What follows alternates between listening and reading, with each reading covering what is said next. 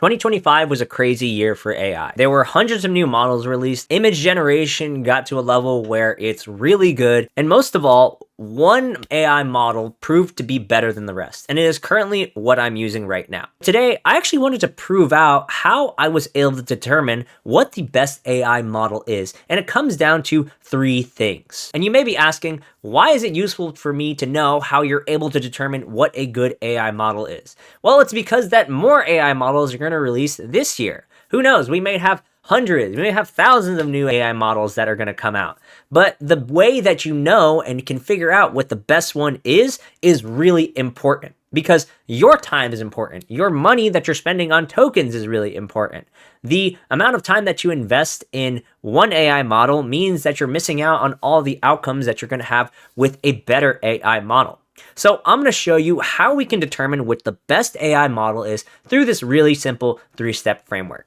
And also, I am sorry that I haven't posted in a while. I was in Thailand enjoying Muay Thai fights and really good food. Are you a software engineer that's looking to find a new job in this cooked market? Well, let me tell you something first. Your resume is your first line of attack, and most people's resumes are absolute dog water. The reason I say that is because everybody uses AI tools to fix their resume, and it ends up being an M-filled mess. Let me help you actually use AI tools properly to revise your resume and get it to tip-top shape. I've helped people land interviews at companies like DoorDash, like Uber, and TikTok, all through my methods, and I'm certain that I can help you even if you have no experience. If you're interested in learning more about how I can help you improve your resume and make your first line of attack the best possible, then please send me a DM on Instagram at Matt Feroz. So we all know the big 3 players for AI tools that we use today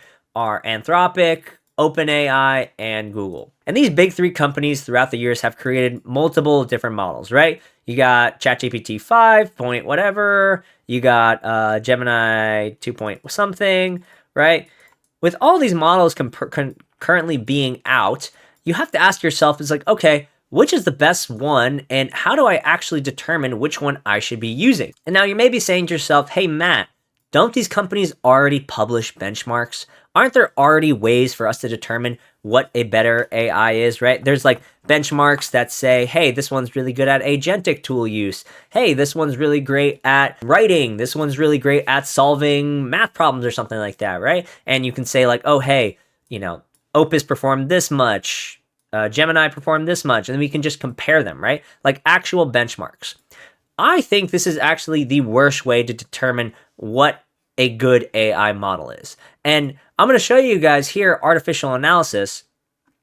I want to talk about how, ChatGPT 5.2 high being more intelligent than Opus 4.5 doesn't really mean much to me. And it doesn't really mean much to me, and it shouldn't really mean much to you either. Because at the end of the day, intelligence doesn't matter. It's the more the outcome of the AI model you're using that is the important thing, right? As a software engineer, I don't really care how intelligent my model is. All I care about is that my model listens to me and it actually produces the thing that I need it to produce, right? So some people may be more interested in AI as a friend, right? Like I remember a bunch of people were really upset that ChatGPT 4.0, it got removed, and then I think 5 point whatever wasn't as friendly as 4.0, right? So I don't care about that. I just care that this model is producing exactly what I need and is doing it in a way where I actually get results, right?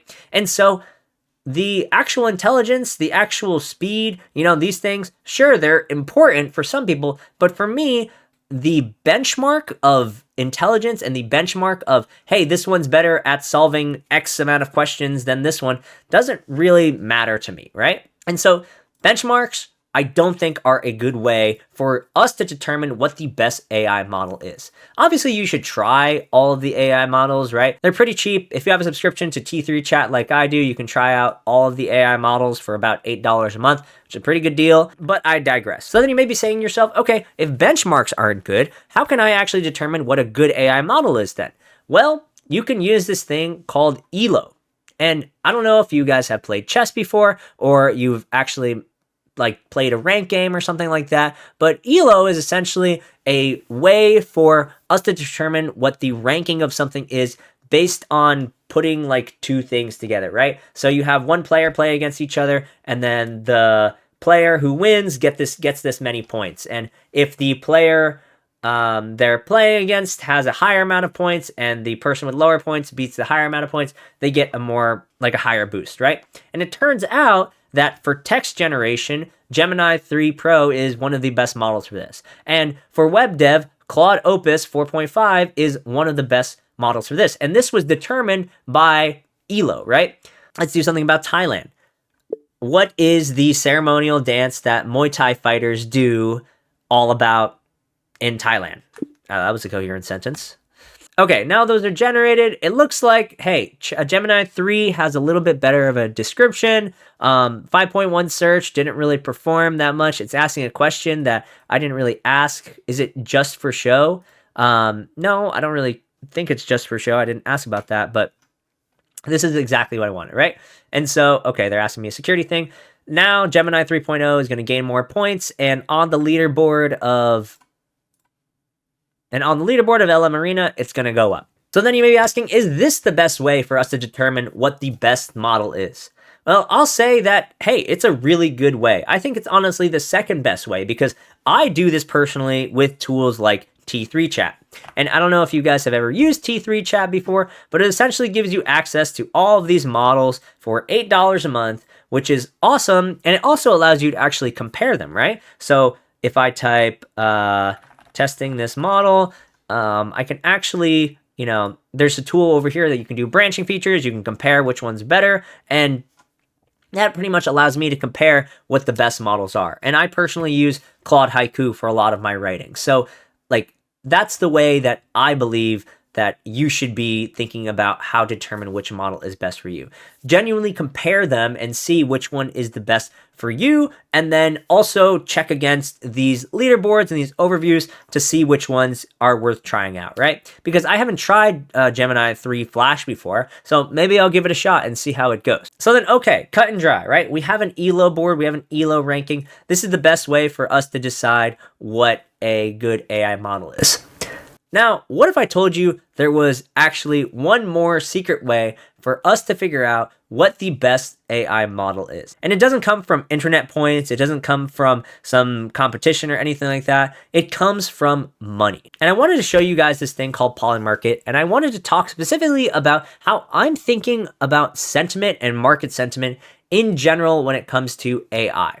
Now, if you don't know what PolyMarket is essentially a website where you can make bets on events that are going to happen, right? So which company will have the best AI model for coding on March 31st? You can literally bet on that and gamble on that. And, I have put 42 cents on Anthropic being this much better a model. If it hits, then you make that much money on it, right? Now, what's so cool about this is PolyMarket actually isn't really all too regulated. And what that means is there can be a lot of insider trading on these markets. And you may be saying to yourself, hey, isn't insider trading bad? Shouldn't we as a society not applaud insider trading? Well, yes and no. Because insider trading, especially when it comes to new technologies and new tools, is how a lot of people kind of get information and knowledge on things before they actually release, right? So I want to bring up an example. Gemini 3.0. Gemini 3.0 was a bit of a tumultuous release because a lot of people predicted that it was going to come out on certain days and certain dates, but it didn't really get released until the end of the year, right? And I want to look at these PolyMarket charts to kind of prove out and show how insider trading is allowing for us to kind of see into the future on when something is going to be released, right? So Gemini 3.0 was released on November 18th of 2025. How is it that by these dates, everybody was betting 1% on yes, but by these dates, everybody knew by November 15th to start betting yes? Well, it's because there are a lot of people who are connected and have insider information on when Gemini 3.0 is going to be released.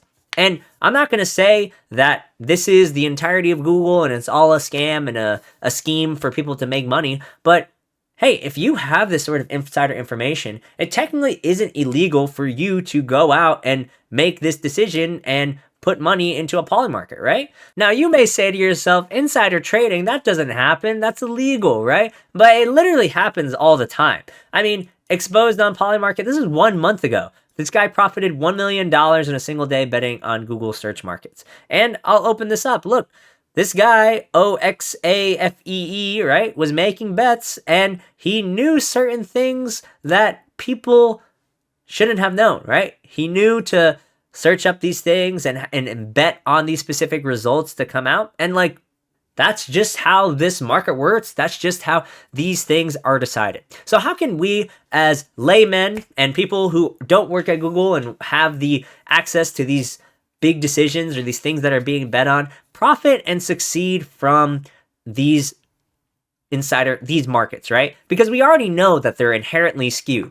Well, what we can do is we can say, hey, which company will have the best AI model for coding on March 31st? It seems like everybody's betting on Anthropic. And to me, that just speaks that, hey, if the money, right, if this PolyMarket is being traded on saying that the best AI model for coding is going to be Anthropic, then I trust that Anthropic's models are the best.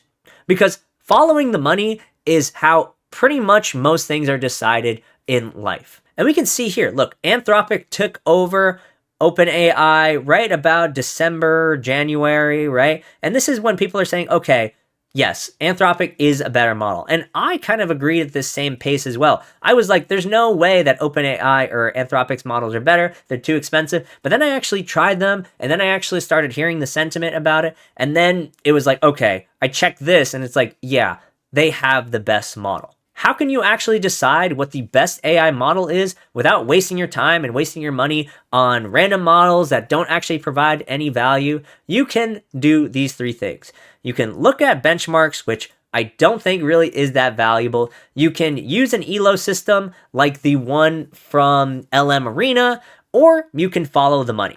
And for me, and for my money, I'm going to just always follow the money and always check these PolyMarket things out, because people are greedy and people will bet on the things they know with 100% certainty are going to hit. Because if there's no regulation, then it's just free money sitting on the table. Unless you get exposed like this guy. One more thing too is like, hey, insider trading is not prohibited. It's cool that people have the financial incentives to divulge information on the platform. Isn't that crazy? Follow the money, guys. Really, follow the money. I don't think there's any reason for you not to. This is the world that we live in today. If you want to figure out what the best version of something is, what the best AI model is, what the tool that you should be using is, just follow the money. Let the market decide for you. And hey, if you have access to this information, why not profit from it at the same time? Morally, I'm not sure what the right answer is here, but that's not for me to decide. All I want to talk about is how you can figure out what the best model is, what the best tool is, and for me, that's using these markets to help me understand and know what they are. That's the video. Thanks for watching.